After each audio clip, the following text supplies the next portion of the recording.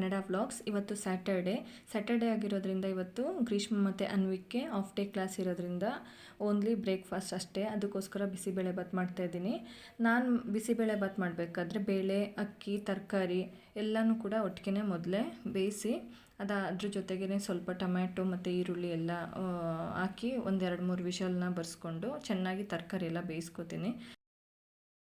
ಜೊತೆಗೆ ಬಿಸಿಬೇಳೆಭಾತ್ ಪೌಡರು ಮತ್ತು ರುಚಿಗೆ ಎಷ್ಟು ಬೇಕೋ ಅಷ್ಟು ಉಪ್ಪನ್ನು ಕೂಡ ಸೇರಿಸ್ಕೋಬೇಕು. ಅದಾದ ತಕ್ಷಣ ಇಲ್ಲಿ ತುಪ್ಪದಲ್ಲಿ ಒಗ್ಗರಣೆ ಮಾಡಬೇಕು. ಒಗ್ಗರಣೆಗೆ ಸಾಸಿವೆ, ಕರ್ಬೇವಿನ ಸೊಪ್ಪು ಮತ್ತು ಬ್ಯಾಡಗೆ ಮೆಣಸಿನ್ಕಾಯಿ, ಗೋಡಂಬಿ ಹಾಕಬೇಕು ಮತ್ತು ಸ್ವಲ್ಪ ಈರುಳ್ಳಿ ಹಾಕಿ ಫ್ರೈ ಮಾಡಬೇಕು. ಅದೆಲ್ಲ ಚೆನ್ನಾಗಿ ಫ್ರೈ ಆದಮೇಲೆ ಸ್ವಲ್ಪ ಹುಣಸೆಹಣ್ಣು ರಸ, ಆಲ್ರೆಡಿ ನಾವು ಟೊಮ್ಯಾಟೊ ಹಾಕಿದ್ದೀವಿ, ಆದರೆ ಉಳಿಬೇಕು ಅಂತಂದರೆ ಸ್ವಲ್ಪ ಹುಣಸೆಹಣ್ಣು ರಸನೂ ಕೂಡ ಹಾಕೋಬೋದು ಅಥವಾ ಸ್ಕಿಪ್ ಕೂಡ ಮಾಡ್ಬೋದು. ಈ ಒಗ್ಗರಣೆನ ಆಲ್ರೆಡಿ ಬೇಯಿಸ್ಕೊಂಡಿರುವಂಥ ಅನ್ನ ಮತ್ತು ಬೇಳೆ ತರಕಾರಿ ಮಿಕ್ಸ್ ಮಾಡಿದ್ರೆ ಬಿಸಿಬೇಳೆಭಾತ್ ರೆಡಿ ಆಯಿತು. ಗ್ರೀಷ್ಮ ಮತ್ತು ಅನ್ವಿಕ್ ಸ್ಕೂಲ್ನಲ್ಲಿ ಒಂದು ಪ್ರಾಜೆಕ್ಟ್ ಕೊಟ್ಟಿದ್ದರು. ಇನ್ನು 4-5 ದಿನಕ್ಕೆ ಇಂಡಿಪೆಂಡೆನ್ಸ್ ಡೇ ಬರೋದ್ರಿಂದ ಸೋಲ್ಜರ್ಸ್ಗೆ ಹ್ಯಾಂಡ್ಮೇಡ್ ಗ್ರೀಟಿಂಗ್ ಕಾರ್ಡ್ ಮಾಡ್ಕೊಂಡು ಬನ್ನಿ ಅಂತ ಹೇಳಿದರು. ಅದನ್ನು ಸೋಲ್ಜರ್ಸ್ಗೆ ಕಳಿಸ್ತೀವಿ. ಅದರಿಂದ ನೀವು ನೀಟಾಗಿ ಮಾಡಿಕೊಂಡು ಒಳಗಡೆ ಸೋಲ್ಜರ್ಸ್ಗೆ ಯಾವುದಾದ್ರೂ ಒಂದು ಮೆಸೇಜ್ನ ಬರ್ಕೊಂಡು ಬನ್ನಿ ಅಂತ ಹೇಳಿದರು. ಪ್ರತಿ ವರ್ಷ ಈ ರೀತಿ ಅವ್ರ ಸ್ಕೂಲಿಂದ ಹ್ಯಾಂಡ್ಮೇಡ್ ಗ್ರೀಟಿಂಗ್ ಕಾರ್ಡ್ಸ್ಗಳನ್ನ ಮಾಡಿಸಿ ಸೋಲ್ಜರ್ಸ್ಗೆ ಕಳಿಸ್ತಾರೆ. ಅದರಲ್ಲಿ ಗ್ರೀಷ್ಮಗೆ ಸಲ ಕೂಡ ಸೆಲೆಕ್ಟ್ ಆಗಿತ್ತು. ಸೋಲ್ಜರ್ಸು ಚೆನ್ನಾಗಿದೆ ಅಂತ ಹೇಳಿದರು. ಅದ್ರದ್ದು ಫೋಟೋಸ್ ಎಲ್ಲ ಕಳಿಸಿದರು. ಅದೇ ರೀತಿ ಈ ವರ್ಷವೂ ಕೂಡ ಇಬ್ಬರು ಕೂಡ ಮಾಡ್ತಾಯಿದ್ದಾರೆ. ಗ್ರೀಟಿಂಗ್ ಕಾರ್ಡ್ನ ಗ್ರೀಷ್ಮ ಅವಳೇ ಇಂಡಿಪೆಂಡೆಂಟಾಗಿ ಮಾಡ್ತಾಳೆ, ಯಾವ ರೀತಿ ಡಿಸೈನ್ ಮಾಡಬೇಕು, ಏನು ಮಾಡಬೇಕು ಅಂತ. ಆದರೆ ಅನ್ವಿಕ್ ಇನ್ನೂ ಚಿಕ್ಕವನಾಗಿರೋದ್ರಿಂದ ನಾನು ಯಾವ ರೀತಿ ಮಾಡಬೇಕು, ಏನು ಡಿಸೈನ್ ಮಾಡಬೇಕು ಅಂತ ನಾನು ಹೇಳ್ಕೊಡ್ತಾ ಇದ್ದೆ. ನನಗೂ ಕೂಡ ಈ ರೀತಿ ಕ್ರಾಫ್ಟ್ ಮಾಡೋದ್ರಲ್ಲಿ ತುಂಬ ಇಂಟ್ರೆಸ್ಟ್ ಇದೆ. ಅದರಿಂದ ನಾನು ಕೂಡ ಅವನಿಗೆ ಹೆಲ್ಪ್ ಮಾಡ್ತಾಯಿದ್ದೆ. ಗ್ರೀಷ್ಮ ಫ್ಲವರ್ಸ್ ಎಲ್ಲ ರೆಡಿ ಮಾಡ್ತಾಯಿದ್ಲು. ಮೇಲ್ಗಡೆ ಎಲ್ಲ ಫ್ಲವರ್ಸ್ ಹಾಕಿ ಡೆಕೋರೇಷನ್ ಮಾಡ್ತೀನಿ ಅಮ್ಮ ಅಂತ ಹೇಳಿದ್ಲು. ಮತ್ತು ಒಳಗಡೆ ಏನು ಮೆಸೇಜ್ ಬರೀಬೇಕು ಅದೆಲ್ಲ ಪ್ರಿಪೇರ್ ಮಾಡ್ಕೊಂಡು ಇಟ್ಕೊಂಡಿದ್ಲು. ಅದೆಲ್ಲ ಅವಳದು ಕಾರ್ಡೆಲ್ಲ ಅವಳೇ ರೆಡಿ ಮಾಡ್ಕೋತಾಳೆ. ಅನ್ವಿಕ್ ಸ್ವಲ್ಪ ನಾನು ಹೆಲ್ಪ್ ಮಾಡ್ತಿದ್ದೆ ಮತ್ತು ಯಾವ ರೀತಿ ಮಾಡಬೇಕು, ಯಾವ ರೀತಿ ಡೆಕೋರೇಷನ್ ಮಾಡಬೇಕು ಅಂತ ಹೇಳ್ಕೊಡ್ತಾ ಇದ್ದೆ. ದೇಶಕ್ಕಾಗಿ ತನ್ನ ಜೀವ ಮತ್ತು ಜೀವನವನ್ನೇ ಪಣಕ್ಕಿಟ್ಟಿರುವಂತಹ ಎಲ್ಲ ಸೈನಿಕರುಗಳಿಗೂ ಕೂಡ ಹ್ಯಾಟ್ಸ್ ಆಫ್ ಅಂತ ಹೇಳ್ತಾ, ನಾವು ನಮ್ಮ ಕೈಲಾಗೋದೇನು ಅಂತಂದರೆ ಈ ರೀತಿ ಹ್ಯಾಂಡ್ಮೇಡ್ ಕ್ರಾಫ್ಟ್ ಇರ್ಬೋದು ಅಥವಾ ಮೆಸೇಜ್ನ ಕಳಿಸೋದ್ರ ಮೂಲಕ ಅವ್ರಿಗೆ ಒಂದು ಸ್ಮಾಲ್ ಗಿಫ್ಟ್ ಕೊಡ್ಬೋದು. ಅದು ಎಷ್ಟು ಖುಷಿ ಅನಿಸುತ್ತಲ್ವ ನಮಗೂ. ಮಕ್ಳಿಗೂ ಅಷ್ಟೇ, ನಮ್ಮ ಕಡೆಯಿಂದ ಅಲ್ಲಿ ತನಕ ಹೋಗುತ್ತೆ, ಸೋಲ್ಜರ್ಸ್ ನೋಡ್ತಾರೆ ನಮ್ಮ ಕಾರ್ಡೆಲ್ಲ ಅನ್ನೋ ಥರ ಒಂದು ಖುಷಿ ಅವ್ರಿಗೆ. ಈ ಥರ ಇನ್ವಾಲ್ವ್ ಮಾಡೋದು ಒಳ್ಳೆ ಆ್ಯಕ್ಟಿವಿಟೀಸ್ ಅಂತ ಅನಿಸುತ್ತೆ ನನಗೆ. ಜೊತೆಗೆ ಅನ್ವಿಕ್ ಕೂಡ ಅದರೊಳಗಡೆ ಮೆಸೇಜ್ ಬರೆಯೋದು ಏನು ಬರಿಬೇಕಂತ ಹೇಳ್ಕೊಟ್ಟೆ ನಾನೇ. ಅದನ್ನು ಅವನು ಬರಿತಾ ಇದ್ದಾನೆ. ಲಾಸ್ಟಲ್ಲಿ ಜೈ ಹಿಂದ್ ಅಂತ ಬರಿ ಅಂತ ಹೇಳಿದ್ದೆ, ಅದನ್ನು ಕೂಡ ಅವನು ಬರೆದು ರೆಡಿ ಮಾಡ್ದ. ಗ್ರೀಷ್ಮ ಅವಳದು ಮೆಸೇಜ್ ಏನು ಬರಿಬೇಕು ಅದೆಲ್ಲ ಬರೆದು ಲಾಸ್ಟಲ್ಲಿ ಆಲ್ರೆಡಿ ಅವಳು thank you for great service ಅಂತ ಬರೆದಿದ್ದಾಳೆ. ಜೊತೆಗೆ ಫ್ಲ್ಯಾಗ್ ಬರಿತೀನಿ ಅಂತ ರೆಡಿ ಮಾಡ್ತಾಯಿದ್ಲು. ಇವಳದು ಮತ್ತು ಅವನದು ಇಬ್ಬರದು ಕಾರ್ಡು ರೆಡಿ ಆಯಿತು. ಇನ್ನು ಮಾರ್ನಿಂಗ್ ಆಯ್ತಲ್ವ, ಅವರು ಸ್ಯಾಟರ್ಡೇ ಆಗಿರೋದ್ರಿಂದ ಇವತ್ತು ಸ್ವಲ್ಪ ಸ್ಕೂಲ್ ಟೈಮಿಂಗ್ಸ್ ಸ್ವಲ್ಪ ಬೇಗ ಇರೋದ್ರಿಂದ ಹೊರಡ್ತಾಯಿದ್ರು. ಹೊರಡೋಷ್ಟರಲ್ಲಿ ನಾನು ಒಂದು ಸಲ ಕಾರ್ಡ್ ಯಾವ ರೀತಿ ಇದೆ ಅಂತ ನೋಡ್ತಾ ಇದ್ದೆ. ಚೆನ್ನಾಗಿ ಮಾಡಿದ್ದಾಳೆ. ಇದು ಗ್ರೀಷ್ಮ ಮಾಡಿರೋದು. ಲಾಸ್ಟಲ್ಲಿ ಫ್ಲ್ಯಾಗ್ ಕೂಡ ಡ್ರಾ ಮಾಡಿದ್ದಾಳೆ ಮತ್ತು ಸೋಲ್ಜರ್ಸ್ ಕಳಿಸೋದ್ರಿಂದ ಸೋಲ್ಜರ್ಸ್ ಪಿಕ್ಚರ್ಸ್ ಮಾಡಿದ್ದಾಳೆ ಮತ್ತು thank you for your great service ಅಂತ ಮಾಡಿ ಫ್ಲ್ಯಾಗ್ ಹಾಕಿದ್ದಾಳೆ. ಇದು ಅನ್ವಿಕ್ತು. ಹ್ಯಾಪಿ ಇಂಡಿಪೆಂಡೆನ್ಸ್ ಡೇ 2024-25 ಅಂತ ಬರೆದು ಅವನು ಕೂಡ ಒಳಗಡೆ ಒಂದು ಮೆಸೇಜ್ ಬರೆದು ಜೈ ಹಿಂದ್ ಅಂತ ಬರೆದಿದ್ದಾನೆ. ಇದು ಲಾಸ್ಟ್ನಲ್ಲಿ ಇವನು ಕೂಡ ಥ್ಯಾಂಕ್ ಯು ಅಂತ ಬರೆದಿದ್ದಾನೆ. ಇದು ಅನ್ವಿಕ್ ಮತ್ತು ಗ್ರೀಷ್ಮ ಇಬ್ಬರದು ಕೂಡ ಸೋಲ್ಜರ್ಸ್ ಮಾಡಿರೋ ಅಂಥ ಇಂಡಿಪೆಂಡೆನ್ಸ್ ಡೇ ಕಾರ್ಡು. ಇಬ್ಬರು ಕೂಡ ಅಷ್ಟೇ, ಯಾವುದಾದ್ರೂ ಸ್ಕೂಲಿಂದ ಪ್ರಾಜೆಕ್ಟ್ ಕೊಟ್ಟರೆ ಅದನ್ನು ಇಂಟ್ರೆಸ್ಟ್ ತೊಗೊಂಡು ಇನ್ವಾಲ್ವ್ ಆಗಿ ಕಂಪ್ಲೀಟ್ ಮಾಡ್ತಾರೆ. ತುಂಬ ಚೆನ್ನಾಗಿ ಮಾಡಬೇಕು ಅಂತ. ಆಲ್ರೆಡಿ ಟೈಮ್ ಆಗಿತ್ತು. ಸ್ಯಾಟರ್ಡೇ ಆಗಿರೋದ್ರಿಂದ ಇವತ್ತು ಸ್ಕೂಲ್ ಬಸ್ ಸ್ವಲ್ಪ ಬೇಗ ಬರುತ್ತೆ. ಅದರಿಂದ ಇಬ್ಬರು ಕೂಡ ರೆಡಿಯಾಗಿದ್ದರು ಮತ್ತು ತುಂಬಾ ಚಳಿ ಇತ್ತು. ಅವ್ರದ್ದು ಗ್ರೀಟಿಂಗ್ ಕಾರ್ಡ್ಗಳು ಎರಡೂ ಕೂಡ ರೆಡಿ ಮಾಡಿ ಸ್ಕೂಲಿಗೆ ತೊಗೊಂಡೋಗಿ ಇವತ್ತು ಸಬ್ಮಿಟ್ ಮಾಡೋಣ ಅಂತ ತೊಗೊಂಡೋಗಿದ್ದಾರೆ.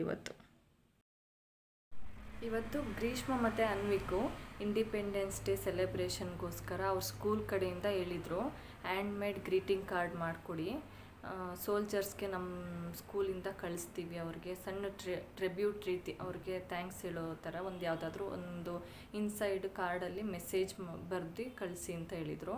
ಅದಕ್ಕೆ ಗ್ರೀಷ್ಮ ಮತ್ತು ಅನ್ವಿಕ್ ಇಬ್ಬರು ಕೂಡ ಕಾರ್ಡ್ ಮಾಡಿದ್ದಾರೆ. ಆಲ್ರೆಡಿ ನೀವು ನೋಡಿದ್ದೀರಾ. ಅದೇ ರೀತಿ ಇವತ್ತು ನಾನು ನಮ್ಮ ಸ್ಕೂಲ್ ಡೇಸಲ್ಲಿ ಅಂದರೆ ಪ್ರೈಮರಿ ಸ್ಕೂಲಲ್ಲಿ ಯಾವ ರೀತಿ ಇಂಡಿಪೆಂಡೆನ್ಸ್ ಡೇನ ಸೆಲೆಬ್ರೇಷನ್ ಮಾಡ್ತಿದ್ವಿ ಅಂತಂದರೆ, ನಾನು ಓದಿದ್ದು ಗೌರ್ಮೆಂಟ್ ಸ್ಕೂಲ್ನಲ್ಲಿ ಫಸ್ಟು 1 to 7 ತನಕ ನಾನು ಗೌರ್ಮೆಂಟ್ ಸ್ಕೂಲ್ನಲ್ಲಿ ಓದಿದ್ದು. ಅಲ್ಲಿ ಯಾವ ರೀತಿ ಇತ್ತು ಅಂತಂದರೆ, ಹಬ್ಬ ಅಂದರೆ ಆಗಸ್ಟ್ 15ಗೆ ಸೆಲೆಬ್ರೇಷನ್ ಇದೆ ಅಲ್ವಾ, ಸ್ವತಂತ್ರ ದಿನಾಚರಣೆ ಅಂತಂದರೆ ನಾವು ಒಂದು ವಾರಕ್ಕಿಂತ ಮುಂಚೆನೇ ಪ್ರಿಪ್ರೇಷನ್ ಸ್ಟಾರ್ಟ್ ಆಗ್ತಿತ್ತು. ಅಂದರೆ ನಮ್ಮ ಸ್ಕೂಲ್ನಲ್ಲಿ ತುಂಬ ಗಿಡಗಳನ್ನ ಬೆಳೆಸಿದ್ರು. ಅಂದರೆ ತೋಟಗಾರಿಕೆಗೆ ಒಬ್ಬರು ಸರಿದ್ರು, ಅವರು ತುಂಬ ಗಿಡಗಳೆಲ್ಲ ಬೆಳೆಸಿದ್ರಲ್ವ, ಅಲ್ಲೆಲ್ಲ ಕ್ಲೀನಿಂಗ್ ಸ್ಟಾರ್ಟ್ ಮಾಡಿಸೋರು. ಒಂದು ವಾರಕ್ಕಿಂತ ಮುಂಚೆನೇ ಎಲ್ಲ ಮಕ್ಳುಗಳನ್ನೇ PT ಪೀರಿಯಡ್ ಇರುತ್ತಲ್ವ, ಆ ಪೀರಿಯಡಲ್ಲಿ ಎಲ್ಲ ಮಕ್ಳ ಕಡೆಯಿಂದನೂ ಅಲ್ಲೆಲ್ಲ ಗ್ರೌಂಡೆಲ್ಲ ಕ್ಲೀನ್ ಮಾಡಿಸೋರು ಫಸ್ಟು. ಅದಾದ ತಕ್ಷಣ ಒಬ್ಬರು ನನಗೆ ಫೇವ್ರೆಟ್ ಟೀಚರ್ ಸರಸ್ವತಿ ಟೀಚರ್ ಅಂತ ಇದ್ದರು. ಅವರು ಇದಕ್ಕೆಲ್ಲ ಇನ್ಚಾರ್ಜ್ ತೊಗೊಳ್ಳೋರು. ಅಂದರೆ ಒಂದು ಸ್ವಲ್ಪ ಡೆಕೋರೇಷನ್ ಮಾಡೋದಾಗಲಿ, ಡ್ಯಾನ್ಸ್ ಪ್ರೋಗ್ರಾಮ್ಸ್ಗೆ ಡ್ಯಾನ್ಸ್ ಹೇಳ್ಕೊಡೋದಾಗಲಿ, ಮಕ್ಕಳಿಗೆ ಗ್ರೂಪ್ ಸಾಂಗ್ ಹೇಳ್ಕೊಡೋದಾಗಲಿ, ಅದೆಲ್ಲ ಅವ್ರು ಮಾಡ್ತಿದ್ರು. ಆ ರೀತಿ ಆ ಟೀಚರ್ಗೆ ಅದನ್ನು ವಹಿಸ್ತಾಯಿದ್ರು. ಆ ಸೆಲೆಬ್ರೇಷನ್ಗೆಲ್ಲ ಪ್ರಿಪ್ರೇಷನ್ ಮಾಡ್ಕೊಳ್ಳೋಕ್ಕೆ ನೀವು ಮಾಡಿ, ಯಾರಾದರೂ ಮಕ್ಕಳು ಹೆಲ್ಪ್ ಬೇಕಾದರೆ ತೊಗೊಳ್ಳಿ ಅಂತ HM ಹೇಳಿರೋರು ಅವ್ರಿಗೆ. ಆ ರೀತಿ ಅವರು ಸ್ಟಾರ್ಟ್ ಮಾಡೋರು. ಒಂದು 5-6 ಜನ ಅವ್ರ ಜೊತೆ ಇರೋರು ಯಾವಾಗಲೂ. ಫಸ್ಟು 2-3 ರೀತಿ ಸೆಲೆಬ್ರೇಷನ್ ಮಾಡಿರೋದು ನನಗೆ ನೆನಪಿದೆ. ಯಾವ ರೀತಿ ಅಂದರೆ, ಫಸ್ಟು ಇಂಡಿಯಾದು ಫ್ಲ್ಯಾಗ್ ಮಾಡೋರು. ಸ್ಕೂಲ್ ಮುಂದೆ ಒಂದು ಪೋಲ್ ಮಾಡಿ 3 ಸ್ಟೆಪ್ ಮಾಮೂಲಿ ಇರುತ್ತಲ್ವ, ಆ ಥರ ಪೋಲ್ ಇರ್ತಿತ್ತು. ಅದ್ರ ಮುಂದೆ ಸರ್ಕಲ್ ದೊಡ್ಡದಾಗಿ ಮಾಡಿ, ಜಲ್ಲಿ ಕಲ್ಲು ಬರುತ್ತಲ್ವ, ಅದಕ್ಕೆ ಕಲರ್ಸ್ ಮಾಡೋದು. ಫಸ್ಟು ಮ್ಯಾಪ್ ಡ್ರಾ ಮಾಡೋರು. ಇಂಡಿಯಾದು ಮ್ಯಾಪ್ನ ಡ್ರಾ ಮಾಡಿದ್ಮೇಲೆ ಅದಕ್ಕೆ ಸುತ್ತ ಸರ್ಕಲ್ ಹಾಕಿ ಅದಕ್ಕೆಲ್ಲ ಕಲ್ಲುಗಳನ್ನ ನೀಟಾಗಿ ಜೋಡಿಸ್ಕೊಂಬರ್ಬೇಕಿತ್ತು. ನಾವಿಬ್ಬರು 3 ಜನ ಇದ್ವಿ, ಫ್ರೆಂಡ್ಸ್ಗಳೇ. ಟೀಚರ್ಸ್ಗೆ ಹೆಲ್ಪ್ ಮಾಡೋದ್ರ ಜೊತೆಗೆ ನಾವು ಒಂದು ಸ್ವಲ್ಪ ಫೇವರ್ ಆಗಿದ್ವಿ ಟೀಚರ್ಸ್ಗೆ. ಅದರಿಂದ ನಮ್ಮನ್ನ ಕರ್ಕೊಂಡು ಹೋಗೋರವರು. ಅದೆಲ್ಲ ನೀಟಾಗಿ ರೆಡಿ ಮಾಡೋವು. ಅದ್ರ ಜೊತೆಗೆ ಅದಕ್ಕೆ ಪೇಂಟಿಂಗ್ ಮಾಡಬೇಕಿತ್ತು. ಅಂದರೆ ಹಸಿರು, ಬಿಳಿ, ಕೇಸರಿ ಬಣ್ಣ ಮತ್ತು ಅಶೋಕ ಚಕ್ರ ಇರಬೇಕಿತ್ತಲ್ವ, ಅದಕ್ಕೆ ಕಲ್ಲುಗಳನ್ನ ನೀಟಾಗಿ ಅರೇಂಜ್ ಮಾಡಿ ಅದ್ರ ಮೇಲ್ಗಡೆ ಮ್ಯಾಪಲ್ಲಿ ಅದಕ್ಕೆ ಪೇಂಟ್ ಮಾಡಬೇಕಿತ್ತು. ಅದು ಒಂದು 2-3 ದಿನ ಆಗೋದು. ಮತ್ತು ರೆಡಿ ಮಾಡೋದ್ರ ಜೊತೆಗೆ ಸ್ಕೂಲ್ದು ಬೆಲ್ ಆದಮೇಲೆ ಮಕ್ಕಳುಗಳಿಂದ ಅದನ್ನ ಪ್ರೊಟೆಕ್ಷನ್ ಮಾಡೋದೇ ಒಂದು ದೊಡ್ಡ ಟಾಸ್ಕ್ ಆಗಿರ್ತಿತ್ತು. ಚಿಕ್ಕ ಮಕ್ಕಳುಗಳೆಲ್ಲ ಫಸ್ಟ್ ಸ್ಟ್ಯಾಂಡರ್ಡ್, ಸೆಕೆಂಡ್ ಸ್ಟ್ಯಾಂಡರ್ಡ್ಗೆಲ್ಲ ಬರೋರಲ್ಲ, ಅವರು ಅದೆಲ್ಲ ಎತ್ಕೊಂಡ್ಬಿಡೋರು ಕಲ್ಲೆಲ್ಲ. ಅದಕ್ಕೆ ಟೀಚರ್ಸ್ ಏನು ಮಾಡೋರು, ಅವರು ವಾಪಸ್ ಸ್ಕೂಲಿಂದ ಹೊರಗಡೆ ಹೋಗೋ ತನಕನೂ ನೀವೆಲ್ಲ ಅದನ್ನ ನೀಟಾಗಿ ಪ್ರೊಟೆಕ್ಟ್ ಮಾಡಬೇಕು ಅಂತ ಹೇಳ್ಬಿಡೋರು. ನಾವು ಅದು ನಮ್ದು ಆ ಕೆಲಸ ಆಗಿರ್ತಿತ್ತು. ಕೆಲವು ಹುಡುಗರುಗಳಿರ್ತಿದ್ರು, ಅವರು ಕೂಡ ನಮ್ಮ ಜೊತೆಗೆ ಇರ್ತಿದ್ರು. ಅಂದರೆ ಕಲ್ಲುಗಳೆಲ್ಲ ತಂದು ಕೊಡೋದು ಅದೆಲ್ಲ ಅವ್ರ ಕೆಲಸ ಆಗಿರ್ತಿತ್ತು. ಮತ್ತು ಗಿಡಗಳು ಆಲ್ಮೋಸ್ಟ್ ದೊಡ್ಡ ಗಿಡಗಳಿರ್ತಿತ್ತು, ಅದೆಲ್ಲ ಕ್ಲೀನ್ ಮಾಡೋದಾಗಲಿ, ಗ್ರೌಂಡ್ ಕ್ಲೀನಿಂಗ್ ಇರ್ಬೋದು. ಮತ್ತು ತೋರಣಗಳ ಥರ ಎಲ್ಲ ಕಟ್ಟಿಸ್ತಿದ್ರು. ಮತ್ತು ಪೇಪರಲ್ಲಿ ಕಟ್ಟಿಂಗ್ಸ್ ಎಲ್ಲ ಮಾಡಿಸಿ ಅದೆಲ್ಲ ಅರೇಂಜ್ ಮಾಡಿಸೋರು. ಅದೆಲ್ಲನೂ ಕೂಡ ಕಟ್ಟೋದು, ಅದೆಲ್ಲ ತಂದು ಕೊಡೋದಾಗಿರ್ಬೋದು, ನೀರು ಇರ್ಬೋದು ಅಲ್ಲಿ ಗ್ರೌಂಡ್ಗೆಲ್ಲ, ಅದೆಲ್ಲ ಹುಡುಗರ್ದಿತ್ತು. ಹುಡುಗಿರ್ದು ಅಲ್ಲಿ ಸಣ್ಣ ಪುಟ್ಟ ಅಂದರೆ ಪೇಂಟಿಂಗ್ ಮಾಡೋದಿರ್ಬೋದು, ಅರೇಂಜ್ಮೆಂಟ್ಸ್ ಇರ್ಬೋದು, ಆ ಥರದ್ದೆಲ್ಲ ಹುಡುಗಿರು ಮಾಡ್ತಿದ್ವಿ. ಮತ್ತು ಪ್ರತಿ ವರ್ಷವೂ ಕೂಡ ಎಲ್ಲ ಸೆಲೆಬ್ರೇಷನಲ್ಲೂ ಅಂದರೆ ಗಣರಾಜ್ಯೋತ್ಸವ ಇರ್ಬೋದು, ಸ್ವತಂತ್ರ ದಿನಾಚರಣೆ ಇರ್ಬೋದು, ಅಥವಾ ಯಾವುದೇ ಸಣ್ಣ ಪುಟ್ಟ ಫಂಕ್ಷನ್ಸ್ ಇರಲಿ ಸ್ಕೂಲಲ್ಲಿ, ಎಲ್ಲದಕ್ಕೂ ಡ್ಯಾನ್ಸ್ ಮಾಡಬೇಕಾದ್ರೆ ನಮ್ಮದೊಂದು ಗ್ರೂಪ್ ಇತ್ತು. ಆ ಗ್ರೂಪಲ್ಲಿ ನಾನು ಇರ್ತಿದ್ದೆ. ಅದು ಹೈಸ್ಕೂಲಲ್ಲೂ ಅದೇ ಥರ, ಮತ್ತು ಪ್ರೈಮರಿ ಸ್ಕೂಲಲ್ಲೂ ಅದೇ ರೀತಿ ನಾನು ಎಲ್ಲ ಸಿಂಗಿಂಗಿಗೂ ಅಷ್ಟೇ ಮತ್ತು ಡ್ಯಾನ್ಸ್ಗೂ ಅಷ್ಟೇ ಸೇರ್ತಿದ್ದೆ. ಗ್ರೂಪಲ್ಲಿ ಆಗ್ಬೋದು. ಮತ್ತು ಇಂಡಿವಿಜುವಲಲ್ಲಿ ನಾನು ಹೈಸ್ಕೂಲಲ್ಲಿ ಸ್ವಲ್ಪ ಇಂಡಿವಿಜುವಲ್ ಆಗಿ ಸಾಂಗ್ಗಳಿಗೆಲ್ಲ ಸೇರ್ಕೋತಾ ಇದ್ದೆ. ಅಂದರೆ ಪ್ರೈಮರಿಯಲ್ಲಿ ಆದಷ್ಟು ಗ್ರೂಪ್ ಸಾಂಗ್ಸ್ಗಳೇ ಇರ್ತಿದ್ದಿದ್ದು. ಮತ್ತು ಕಾಂಪಿಟೇಷನ್ಸ್ಗೆಲ್ಲ ಹೋಗ್ತಿದ್ವಿ. ಇಂಟರ್ ಸ್ಕೂಲ್ ಕಾಂಪಿಟೇಷನ್ಸ್ ಥರ ಅಲ್ಲೇ ಇರ್ತಿತ್ತು. ನಮ್ಮ ಸ್ಕೂಲಿಂದ ಹತ್ರದಲ್ಲೇ ಇನ್ನೊಂದು ಸ್ಕೂಲ್ ಇತ್ತು, ಆ ಸ್ಕೂಲ್ಗೆ ಕಾಂಪಿಟೇಷನ್ಗೂ ಕೂಡ ಕರ್ಕೊಂಡು ಹೋಗ್ತಾಯಿದ್ರು. ಮತ್ತು ಒಂದು ರೀತಿ ಅದು ಕಲ್ಲಲ್ಲಿ ಅರೇಂಜ್ ಮಾಡಿ ಮ್ಯಾಪ್ನ ರೆಡಿ ಮಾಡ್ತಿದ್ದಿದ್ದು ಒಂದು. ನೆಕ್ಸ್ಟ್ ಇನ್ನೊಂದು ರೀತಿ ಯಾವ ರೀತಿ ಮಾಡ್ತಿದ್ರಂದರೆ, ಈಗ ಗಣರಾಜ್ಯೋತ್ಸವ ಬಂತು ಅಥವಾ ಸ್ವತಂತ್ರ ದಿನಾಚರಣೆಗೆ ಇನ್ನೊಂದು ವರ್ಷ ಯಾವ ರೀತಿ ಸೆಲೆಬ್ರೇಷನ್ ಮಾಡ್ತಿದ್ವಿ, ಡೆಕೋರೇಷನ್ ಮಾಡ್ತಿದ್ವಿ ಅಂದರೆ, ಈ ರಾಗಿ ಕಾಳು ಇರುತ್ತಲ್ವ, ಅದ್ರದ್ದು ಪೈರು ಬರ್ತಿತ್ತು. ಅಂದರೆ ಫಸ್ಟೇ ನಾವು ಅದನ್ನು ನೀಟಾಗಿ ಮಣ್ಣೆಲ್ಲ ಮ್ಯಾಪ್ ಬರೆದು ಅದಕ್ಕೆ ಮಣ್ಣು ಫಿಲಪ್ ಮಾಡಿ ಅದಕ್ಕೆ ಸ್ವಲ್ಪ ನೀರೆಲ್ಲ ಹಾಕಿ ಅದ್ರ ಮೇಲೆ ರಾಗಿದು ಕಾಳೆಲ್ಲ ಹಾಕಿದ್ರೆ ಅದೊಂದು 3-4 ದಿನಕ್ಕೆ ಪೈರ್ ಥರ ಬರೋದು. ಒಂದು 7-8 ದಿನನೇ ಬೇಕಾಗಿತ್ತು ನೀಟಾಗಿ ಒಂದು ರೀತಿ ಫಾರ್ಮ್ ಬರೋಕ್ಕೆ. ಅದಾದಮೇಲೆ ಅದು ಬಂದಮೇಲೆ ಅದನ್ನು ನೀಟಾಗಿ ಒಂದು ಲೆವೆಲ್ಗೆ ಕಟ್ ಮಾಡಬೇಕಿತ್ತು. ಒಂದು ದೊಡ್ಡದು ಒಂದು ಚಿಕ್ಕದಿದ್ರೆ ಅದನ್ನ ನೀಟಾಗಿ ಮೇಂಟೈನ್ ಮಾಡಿ ರೆಡಿ ಮಾಡ್ತಿದ್ವಿ. ಅದನ್ನು ಕೂಡ ಮಾಡ್ತಿದ್ವಿ. ಒಂದು ಸಲ ಅದು ಕೂಡ ಸೆಲೆಬ್ರೇಷನ್ ಮಾಡಿದ್ವಿ. ಚೆನ್ನಾಗಿತ್ತು. ಆವಾಗ ಒಂದು ರೀತಿ ಸೆಲೆಬ್ರೇಷನ್ ಅಂದರೆ ಖುಷಿ ಆಗೋದು. ಮಕ್ಳುಗಳನ್ನ ಇನ್ವಾಲ್ವ್ ಮಾಡೋರು. ಮತ್ತು ಸೆಲೆಬ್ರೇಷನ್ ದಿನವೂ ಅಷ್ಟೇ. ಈ ಇಂಡಿಪೆಂಡೆನ್ಸ್ ಡೇ ದಿನ ಅಂತಂದರೆ ಅವತ್ತನ್ನ ಫ್ಲ್ಯಾಗ್ ಹೋಯಿಸ್ಟ್ ಮಾಡಬೇಕಾದ್ರೆ ಮಕ್ಳುಗಳಿಗೆ ಹೇಳೋರು, ಹೂಗಳಿದ್ರೆ ತಗೊಂಡು ಬನ್ನಿ ಅಂತ ಹೇಳೋರು. ನಾವುಗಳೆಲ್ಲ ನಮ್ಮದು ತೋಟದ ಹತ್ರ ಅಥವಾ ಅಕ್ಕಪಕ್ಕ ಮನೆಯಲ್ಲೆಲ್ಲ ಇರ್ತಿತ್ತಲ್ವ, ಮನೆ ಮುಂದೆ ಎಲ್ಲ ಹೂ ಗಿಡಗಳೆಲ್ಲ ಹಾಕೋತಿದ್ರಲ್ವ, ಅದರಿಂದ ಹೂವೆಲ್ಲ ತಗೊಂಡೋಗಿ ಅಲ್ಲೆಲ್ಲ ಡೆಕೋರೇಷನ್ ಮಾಡೋಕ್ಕೋಸ್ಕರ ತಗೊಂಡೋಗ್ತಿದ್ವಿ. ಚೆನ್ನಾಗಿತ್ತು. ಅದೊಂದು ರೀತಿ ಮೆಮೊರೀಸ್ ಚೆನ್ನಾಗಿತ್ತು. ಅದೇ ಈಗ ಅಷ್ಟು ಸ್ಟೂಡೆಂಟ್ಸ್ ಎಲ್ಲ ಏನು ಇನ್ವಾಲ್ವ್ ಆಗಲ್ಲ, ಅಷ್ಟು ಆ ಕಾಲದಂಗಿಲ್ಲ. ಈಗ ಒಂದು ರೀತಿ ಬೇರೆ ಥರ ಸ್ಟ್ಯಾಂಡರ್ಡಾಗಿ ಸೆಲೆಬ್ರೇಷನ್ ಮಾಡೋದು ಜಾಸ್ತಿ. ಅಂದರೆ ಮಾರ್ಚ್ ಪಾಸ್ಟ್ ಇರುತ್ತೆ, ಆಗಲೂ ಇರ್ತಿತ್ತು. ಅಂದರೆ ಇವಾಗ ಅದು ಸ್ಟ್ರಿಕ್ಟಾಗಿ ನೀಟಾಗಿ ಕಂಪೋಸ್ಡಾಗಿ ಸೆಲೆಬ್ರೇಷನ್ ಮಾಡೋದು ಮಾಡ್ತಾರೆ ಇವಾಗ ಈಗಿನ ಸ್ಕೂಲ್ಗಳಲ್ಲಿ. ಆವಾಗಲೂ ಅಷ್ಟೇ ಡಂಬಲ್ಸಲ್ಲೆಲ್ಲ ಮಾಡೋವು, ಡ್ರಿಲ್ ಮಾಡೋವು ನಾವು. ಮತ್ತು ಭಾಷಣಗಳಂತೂ ಇದ್ದೇ ಇರ್ತಿತ್ತು.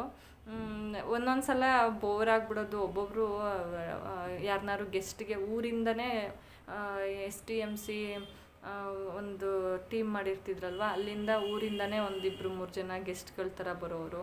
ಮತ್ತು ಬೇರೆ ಗೆಸ್ಟ್ಗಳನ್ನೂ ಕೂಡ ಕರೆಸ್ತಿದ್ರಲ್ವ, ಅವ್ರುಗಳು ಕೆಲವ್ರು ಬೇಗ ತಮ್ಮ ಭಾಷಣ ಮುಗಿಸೋರು, ಇನ್ನು ಕೆಲವ್ರು ಸ್ವಲ್ಪ ಲೇಟ್ ಮಾಡೋರು. ಆವಾಗ ತುಂಬ ಬೋರ್ ಆಗೋದು. ಚಾಕ್ಲೇಟ್ ಎಲ್ಲ ಕೊಡ್ತಿದ್ರು, ಅದೆಲ್ಲ ನೆನಪು.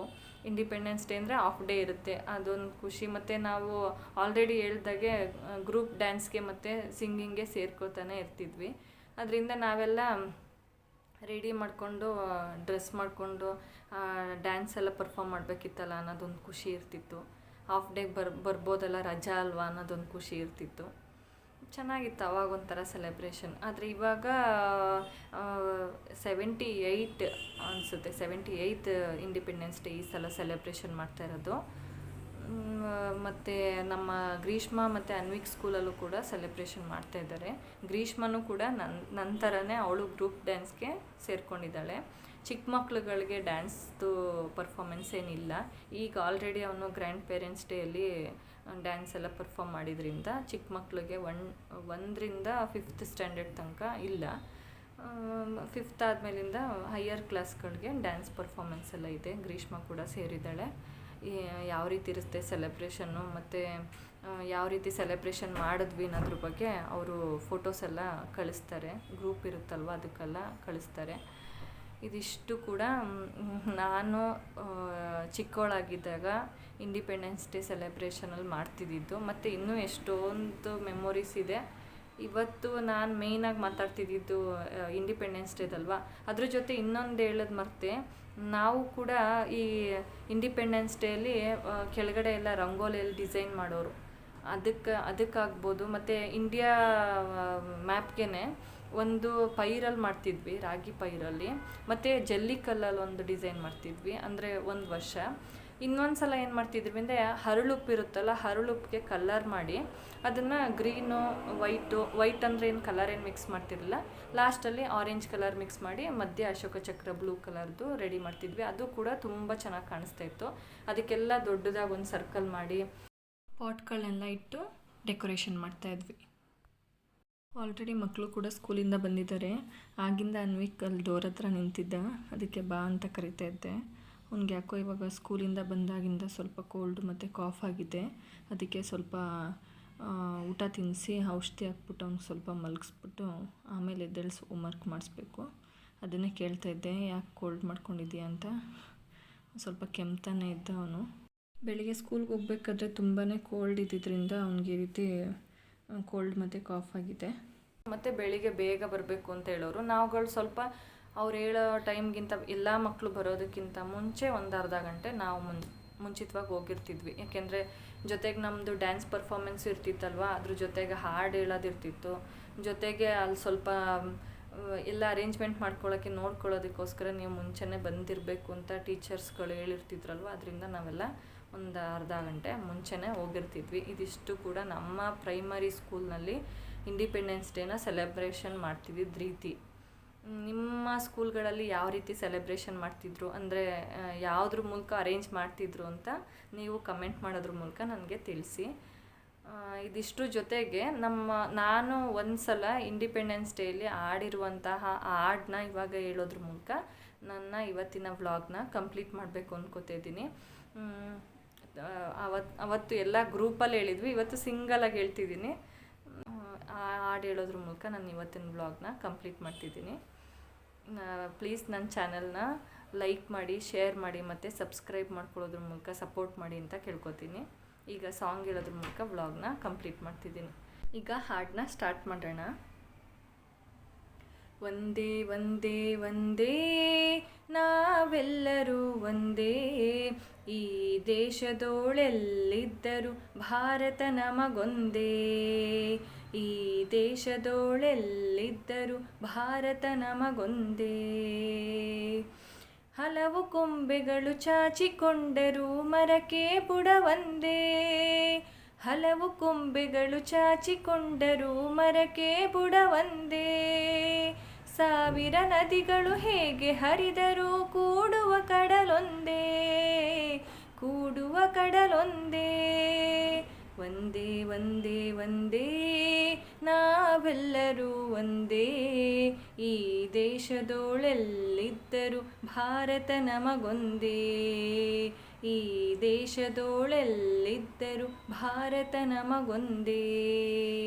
ಇರುಳಿಗೆ ಸಾಸಿರ ಚುಕ್ಕೆಗಳಿದ್ದರೂ ಅಗಲಿಗೆ ರವಿ ಒಂದೇ, ಇರುಳಿಗೆ ಸಾಸಿರ ಚುಕ್ಕೆಗಳಿದ್ದರೂ ಅಗಲಿಗೆ ರವಿ ಒಂದೇ. ಅಗಣಿತ ಗ್ರಹ ಮಂಡಲಗಳ ಚಲನೆಗೆ ಆಕಾಶವು ಒಂದೇ, ಆಕಾಶವು ಒಂದೇ. ಒಂದೇ ಒಂದೇ ಒಂದೇ ನಾವೆಲ್ಲರೂ ಒಂದೇ, ಈ ದೇಶದೋಳೆಲ್ಲಿದ್ದರೂ ಭಾರತ ನಮಗೊಂದೇ, ಈ ದೇಶದೋಳೆಲ್ಲಿದ್ದರೂ ಭಾರತ ನಮಗೊಂದೇ. ನೂರು ಬಗೆಯ ಆರಾಧನೆ ಇದ್ದರೂ ದೇವರು ಎಲ್ಲರಿಗೊಂದೇ, ನೂರು ಬಗೆಯ ಆರಾಧನೆ ಇದ್ದರೂ ದೇವರು ಎಲ್ಲರಿಗೊಂದೇ. ಹಲವು ಬಣ್ಣಗಳ ಹಸುಗಳು ಕರೆಯುವ ಹಾಲಿನ ಬಿಳುಪೊಂದೇ, ಹಾಲಿನ ಬಿಳುಪೊಂದೇ. ಒಂದೇ ಒಂದೇ ಒಂದೇ ನಾವೆಲ್ಲರೂ ಒಂದೇ, ಈ ದೇಶದೋಳೆಲ್ಲಿದ್ದರೂ ಭಾರತ ನಮಗೊಂದೇ, ಈ ದೇಶದೋಳೆಲ್ಲಿದ್ದರೂ ಭಾರತ ನಮಗೊಂದೇ. ನಡೆನುಡಿ ಭೇದಗಳೆಷ್ಟೇ ಇದ್ದರೂ ಬದುಕುವ ಜನರೊಂದೇ, ನಡೆನುಡಿ ಭೇದಗಳೆಷ್ಟೇ ಇದ್ದರೂ ಬದುಕುವ ಜನರೊಂದೇ.